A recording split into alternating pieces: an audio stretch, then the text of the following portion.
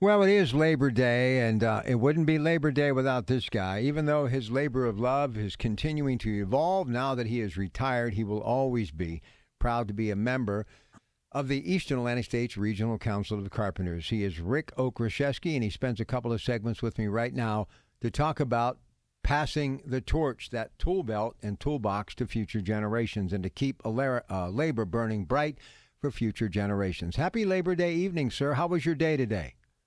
Very good, Rob. Happy Labor Day to you and all the listeners. And those that don't think they're labor and are, happy Labor Day to them as well. I think we're all labor in one way or another, aren't we? Yeah, we are. But, We are. for sure. So, yeah, it was a great day. It was very, very nice parade today. Excellent weather. We've walked in monsoons and we've walked in 100-degree weather, but today was actually a pleasant break, and it was beautiful weather. A lot of onlookers this year, Rob. I was pleasantly surprised that the parade route was lined with lots of people, which is typical, but this year you see a lot more. So it was a great time, a lot of energy, and to coin what you say all the time about new workers and workers getting involved in the different trades.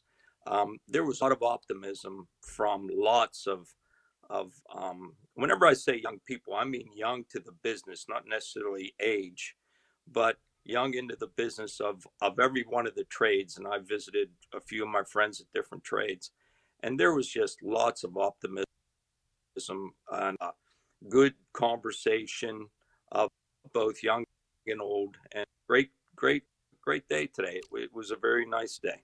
Well, as I told Darren Kelly, the president of the Allegheny Fayette Central Labor Council, who was on with me about an hour ago, if there was ever an indication that union labor matters when it comes to deciding who the next president is, I think it was very evident today. The IBW Hall, South Side, Kamala Harris, the honorable vice president, now the Democratic nominee for the presidency, and the president, Joe Biden, who many people believe, as I do, maybe the best president ever supporting union labor in this country.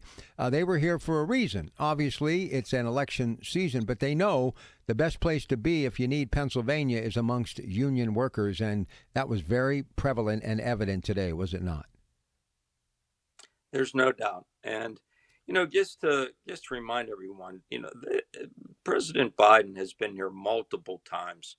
He just doesn't come always just on an election year. He's here quite often, and he supports the workforce and working people, and the needs that we still have, and the fights that we're still having. Whenever Labor Day started, and back in 1882, actually, in New York. People don't realize that some of the first original thing that we fought for in labor was for a 12-hour workday. That was one of the first we fought for, was to have a 12-hour workday. Now, when you sit back and think about that, it's unfathomable now for someone to say, hey, your regular workday 12 hours. You're working from 8 to 8 or whatever. Now we're sitting down talking about a 32-hour work week.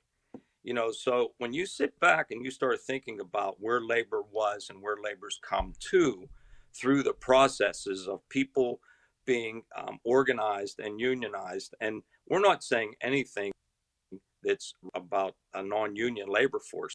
They're great workers, great people, work very hard, but with organized labor to get some of these things accomplished, which has helped all of us in the labor movement.